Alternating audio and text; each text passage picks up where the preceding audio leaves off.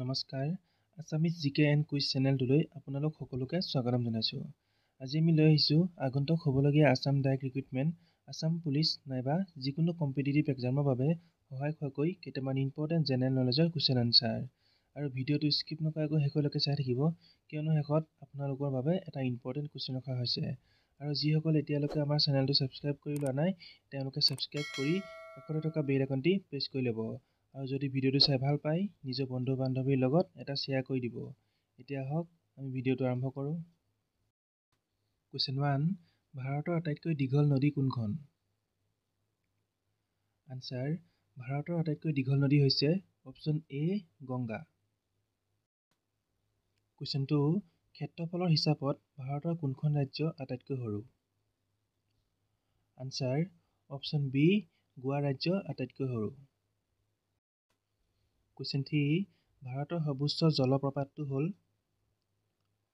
Answer, option B Kunchikal জলপ্ৰপাত।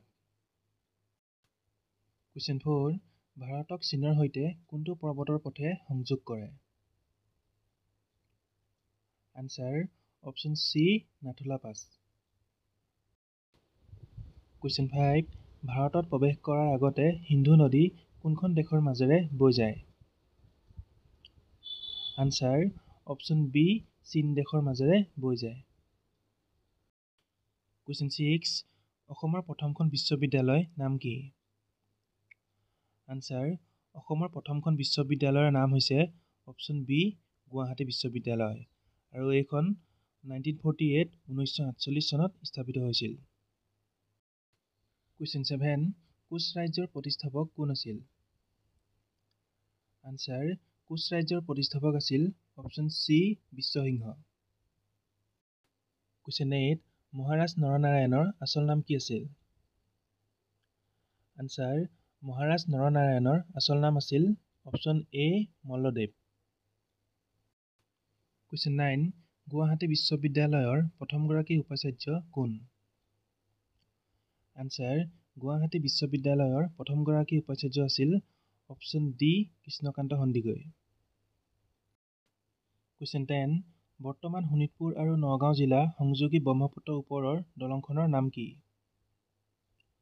Answer, option C Kaliabhomora দলং। Question 11, অসমত মানৰ তৃতীয় আক্ৰমণ কিমান চনত হৈছিল?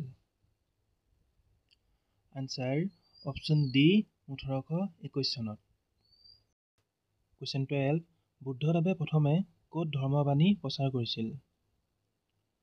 আনচাৰ, বুদ্ধদেৱে প্ৰথমে অপশ্যন ডি সাৰনাথত ধৰ্মবাণী প্ৰচাৰ কৰিছিল। কুৱেশ্যন 13, কামৰূপত বৰ্মন বংশৰ প্ৰতিষ্ঠাতা কোন আছিল? আনচাৰ, কামৰূপত বৰ্মন বংশৰ প্ৰতিষ্ঠাতা আছিল অপশ্যন এ পুষ্যবৰ্মন।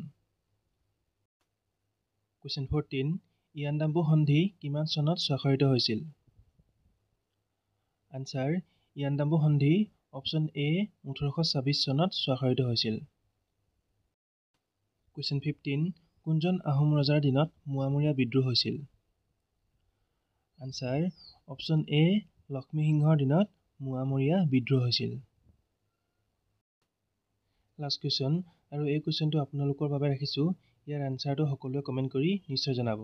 কুৱেশ্যনটো হৈছে, নামদাং নৈৰ ওপৰত কোন ৰজাই শিলৰ সাঁকো নিৰ্মাণ কৰিছিল? Option A Pratapsingha, option B Rudrasingha, option C Lakshmisingha আৰু অপশ্যন ডি ওপৰৰ এটা শুদ্ধ নহয়। আজিলৈ ইমানে আছিল। আজি ভিডিঅ'টো চাই কেনেকুৱা পালে কমেণ্ট এটা কৰি নিশ্চয় জনাব। ধন্যবাদ।